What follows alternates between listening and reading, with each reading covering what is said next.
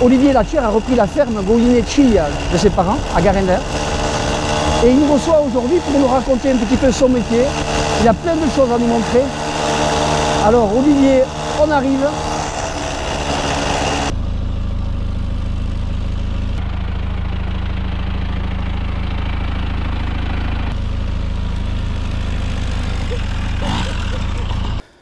Bon Olivier, eh bien, écoute, je vois ce bel endroit. Ça ne m'étonne pas que tu aies changé de métier. Alors ma première question déjà, c'est tes métiers. Je t'ai connu barman, tu tenais une boîte de nuit, je t'ai connu électricien, éducateur, charpentier, directeur de magasin à Pau, non grand magasin, et tu reviens à Garender. Alors je sais que tu es heureux parce que on est voisins, je t'entends souvent chanter, siffler.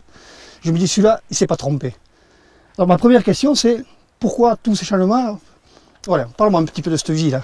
Bah, c'est le destin qui nous amène, qui m'amène ici aujourd'hui et qui me fait finir professionnellement ici à la ferme familiale.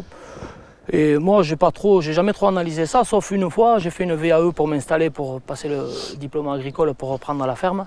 Et j'ai passé le BPREA, j'ai fait donc une VAE.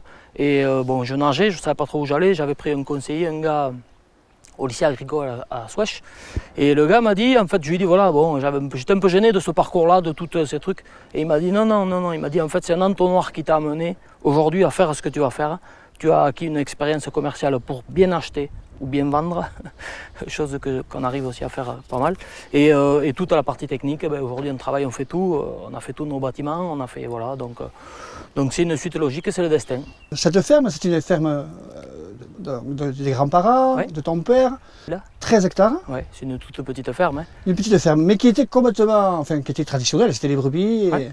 Et alors, comment tu as pensé à... Parce qu'on ne connaissait pas trop en dessous ce que tu fais. Quand on a fait les arrangements de famille, j'ai réalisé ce patrimoine-là, je me suis dit, pourquoi pas... Bon, j'ai marché beaucoup, et puis dans la ferme en me disant, pourquoi pas revenir là, le début il est là. Et puis après, bon, les brebis, je n'aime pas suffisamment ça pour en vivre. Et j'ai analysé sur la ferme ce qu'il y avait, qu'est-ce qu'on pouvait valoriser. Et on a tout le temps eu des poules, on a tout le temps eu de la demande sur les œufs. Je me suis dit, je pars là-dedans. Tu es parti là-dedans et ça a très bien marché. Bon, on ne va pas revenir sur les problèmes que tu as. Tu es passé à autre chose. Oui. Et donc, enfin, tu avais anticipé un petit peu. Donc, oui. Comment tu as ces 13 hectares là, comment tu les as pommiers, noisetiers? On a un verger de pommiers sur 5 hectares ici avec 1500 pommiers en variété ancienne. Voilà, donc bon, là on est sur ici un verger qui a 4 ans, qui est à fruits. On l'a mis à fruits l'année dernière et il y a un petit peu de fruits. Et ensuite on a une noiseraie, on a 600 noisetiers sur 2 hectares. Voilà, et tout ça c'est destiné à la vente directe. On a déjà nos clients, nos clients qui nous suivaient, qui nous achetaient nos œufs par exemple, voilà, qui attendent notre jus de pomme. On va presser ici le jus de pomme. On va aussi faire du vinaigre de cidre.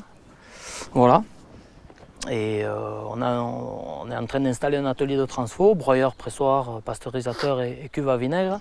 Et on fera aussi de la prestation pour tous les gens qui le veulent, qui ont des pommes. On fera ce qui se fait déjà. Voilà, on fera la prestation ici. Et tout ça très écologique. Je sais que tu es très à cheval sur l'écologie. Tu peux me parler un petit peu de ta façon de... Ouais, bon, mais le respect de l'environnement, c'est la base. Hein. Mon grand-père travaillait comme ça me produit, mon père aussi. Et c'est pour moi logique de travailler naturellement. On n'a rien inventé. C'est une agriculture naturelle d'autrefois. Il n'y a pas besoin d'empoisonner la terre. Hein. La terre, elle nous nourrit. Regarde ces pommiers, ils n'ont pas grand-chose et on arrive, voilà. Mais qui demande beaucoup plus de travail. C'est énorme, oui, le travail qu'il y a. Oui. Ah ben, c'est un travail au quotidien. Hein. Sur les 4 saisons, bon, voilà. L'agriculture biologique, elle est comme ça, elle est gourmande en temps de travail. Mais bon, c'est comme ça qu'on le voit et pas autrement. D'accord. Et on va parler aussi un petit peu de woofing. Donc en fait, l'agriculture biologique te permet d'avoir du monde qui vient travailler, des gens qui viennent un petit peu de partout. Est-ce que tu peux me parler, parce que je vois souvent beaucoup de monde qui passe ici. En fait, en agriculture bio, effectivement, on adhère à une association, Woof France, et on reçoit des woofers. Ça se fait à l'étranger, en Australie, en Nouvelle-Zélande, mais ça se fait aussi en France, et que en agriculture bio. Voilà. Donc on reçoit des gens à la ferme qu'on forme à l'agriculture, qui veulent se former. Nous, on explique ce qu'on fait, noisettes, pommes, donc avec la transfo et les poules pondeuses. Et donc les gens viennent apprendre, ils donnent 4 heures de leur temps par jour contre le gîte et le couvert. Et voilà, ça se passe bien, il y a des gens du monde entier qui viennent. Des Malaisiennes, des Australiennes, des Français. On a pas mal de Parisiens suite au confinement qui veulent un peu se mettre de la terre sous les ongles. Donc voilà. Beaucoup d'étudiants, beaucoup de gens très intéressants. Hein. Oui, énormément d'ingénieurs agronomes qui se rendent compte qu'ils sont en décalage avec le terrain et qui veulent voir un peu. Bon, ils sont très attirés par le Pays Basque, ça c'est sûr. Et puis après, voilà, ils veulent voir nos méthodes de travail. Et on travaille lentement et en observant la nature. Puis bon, nous on tend vers la biodynamie, là, on met un pas dans la biodynamie pour passer encore un cap de conduite de verger. Bon, on n'est pas arboriculteur, on n'a aucune prétention là-dessus. Mais voilà, on apprend au fil des saisons et au fil des années. Et alors maintenant, comment tu vois, combien d'années il te reste pour commencer à produire tes pommes et tes noisettes? Comment ça va se passer? Eh bien, j'ai mis à fruit le verger qui est planté il y a 4 ans, 3 ans, j'ai mis à fruit l'année dernière. On a laissé vraiment faire du bois parce que pour faire des pommes, il faut un pommier. J'ai suffisamment entendu ça dans mes formations, diverses formations. Et donc, on va dès cette année transformer. Donc, pomme, on a de la noisette aussi cette année. Et transformer de la pomme, ça veut dire que tu vas faire de... Eh bien, on la broie si tu veux, on la presse, et puis après on décide ou bien de faire du cidre, de faire prendre l'alcool au sucre. Ouais. Et après, à ce stade, quand l'alcool sera là, on basculera en vinaigre, en acide acétique. Voilà, et tout ça, tu es pratiquement sûr de le vendre, il y a la demande. Oui. Ça, il n'y aura pas de problème là-dessus. Oui. Il y aura beaucoup de boulot à le faire. Oui, il y a beaucoup de travail et la récompense, elle est que les clients attendent. Voilà. Bon, c'est quand même des produits nobles et puis en agriculture paysanne, ce n'est pas des choses qui se font trop non plus. C'est des investissements, mais bon. Voilà. Oui, et cet atelier-là que tu montes, je pense que tu vas presser le jus de pomme, tu vas proposer les jus de pomme aux particuliers, mais là, cette année? Oui, bien sûr. Dès le mois d'août, on sera opérationnel. On est en train de terminer d'installer les machines et on a un matériel professionnel voilà, qui va faire 1000 litres à l'heure, donc aucun souci. Alors, est-ce que tu as donné un petit conseil à ces jeunes qui reprennent par rapport à ton vécu?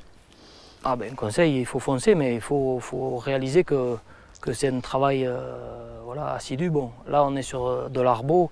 C'est quand même différent de l'élevage, mais bon, en élevage, c'est ta vie, tu investis ta vie là-dedans. En arbo, tu peux te permettre de t'échapper un petit peu. D'ailleurs, on peut lancer un petit appel. Je crois que ton élevage de poules, tu cherches un repreneur. Ouais. Donc pourquoi pas profiter de ce petit reportage pour... Oui, on a un atelier de pondeuse.